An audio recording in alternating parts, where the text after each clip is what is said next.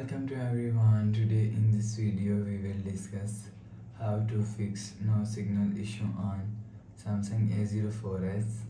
Let's start the video. First of all, if you want to fix this problem, so open quick settings panel, so just swipe down and turn on flight mode and turn off flight mode.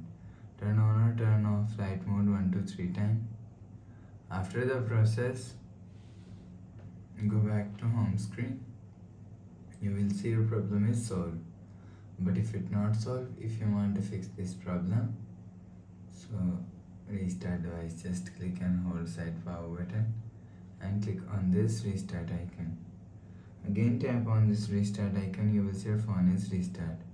After restarting, enter phone pin. You will see your problem is solved.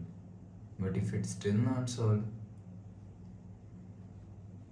go to app library, click on settings app. Now in setting, click on software update, click on download and install.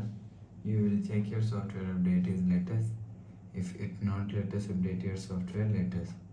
After update software latest, go back to home screen. You will see our problem is solved.